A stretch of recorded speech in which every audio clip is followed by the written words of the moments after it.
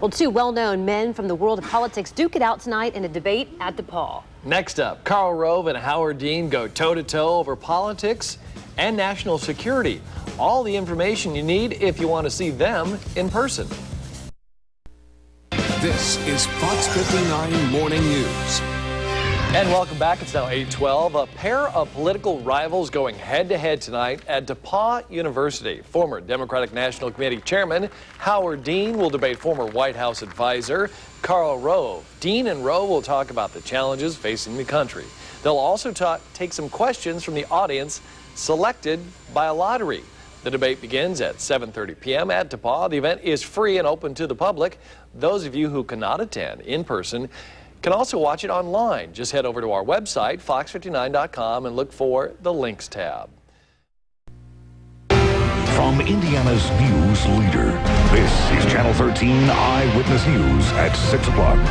And the men behind putting Barack Obama and George W. Bush in the White House are facing off tonight here in Indiana. One man masterminded the George W. Bush election to the White House, and the other was chairman of the National Democratic Committee when Barack Obama was elected last year. Both men are debating tonight live at DePauw University. Eyewitness News reporter Kevin Rader is there. Hi, Kevin. Hi, you guys. Karl Rove and Howard Dean, political adversaries. Fierce political adversaries will be coming together tonight in a sort of a way to discuss issues here at the DePauw University campus here in Greencastle. As you look behind me here on the DePauw campus, you can see the students are already lining up to talk the issues with these two. It is interesting. They were able to meet with some of the students already today. They were also able to talk a little bit to us, where I asked both of them about the current debate on health care. I support the president's plan because if you like what you have, you can keep it, or you can choose something different. There are big changes that we need to make, but I don't think they're the kind of changes, by and large, that the president talked about on Wednesday night. A government-subsidized, government-sponsored, government-empowered plan is going to undercut the private insurance market and do what it does under Medicaid and Medicaid, and that is toss all the unpaid costs onto the rest of the system. And the CBO said that wasn't going to happen. No, it didn't say that, Howard. With all due respect, you've got to read. I'm going to bring the quotes tonight, I've Howard. got them right here. Yes, you do. Pull it out. If you got it right there, pull it out and read it. I will. Read it right now. Well, let's get these. Somebody asked me a question, so he's got time to pull that non-existent quote out of his BlackBerry. If you take a look at the latest surveys, you say, are you happy with what you've got? 91% say they have coverage, and the numbers are from the high 70s to the high 80s say that they're comfortable with what they've got. What poll is that? I've got it in the notebook. I'll give it to you. Several of them. The famous notebook. We'll see it momentarily. Like that BlackBerry that's got the quote that doesn't exist. Yes. That is what folks here in Greencastle are going to hear tonight. You know that Karl Rove is going to have that notebook, and you know Howard Dean is going to have that BlackBerry. It all gets underway at 7:30 here at Kresge Auditorium at DePauw University campus. In Greencastle, Kevin Rader, Channel 13 Eyewitness News. A heated debate draws a crowd at DePauw University tonight. Former Governor Howard Dean facing off against President Bush's Deputy Chief of Staff, Karl Rove. 6 News reporter Sarah Cornell sat in on that debate, which at times turned heated. Well, Todd, every semester DePauw University brings in high-profile guests to talk with students, and this debate was also open to the public with more than 1,000 people in the audience. It was a packed house. A candid and at times comical debate set the tone for the evening. Who is on my left, but your right.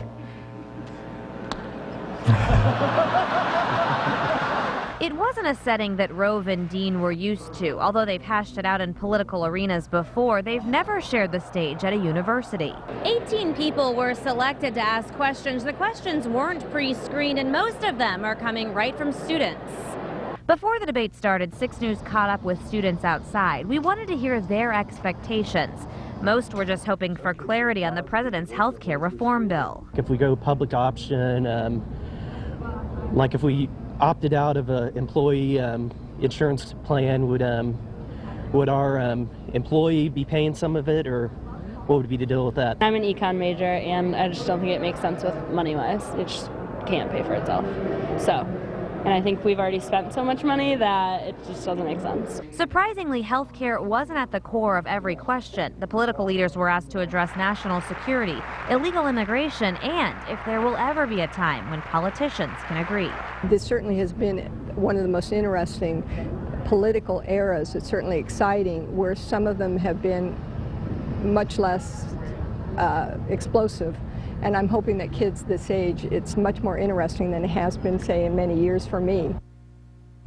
Now, DePauw set up televisions in other auditoriums for an overflow crowd, and those rooms were also at capacity. Rove and Dean will debate again at Penn State University next month. Howard Dean and Karl Rove.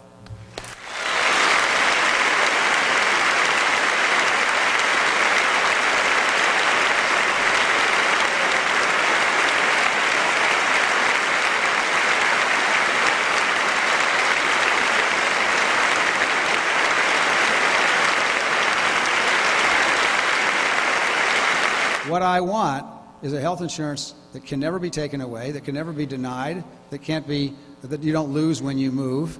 And my solution to that is something we already have.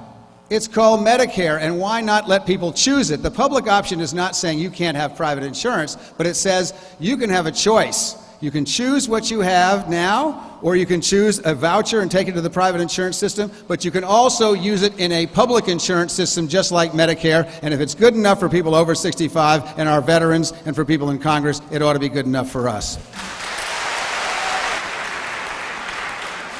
If you think Medicare is a good idea for every American, I'd send you the Wall Street Journal editorial page today with a piece called Medicare is no model for health reform, with 10 reasons why it's bad. Number one is it's going bankrupt. It's going bankrupt. You think it's bad today, wait until you start throwing everybody onto Medicare, where the prices are set administratively by a bureaucrat in Washington, not by markets. And those bureaucrats sure do a damn fine job when they start pricing things like they do at the post office. So, and if you don't like the post office, you get to choose UPS or FedEx. That's choice. Why can't we have that kind of choice? You do get to use the post office, FedEx, or UPS. It's your choice. But only one of them runs a $7 billion a year deficit, and that's the United States Postal Service. Would you please join with me in thanking our two guests?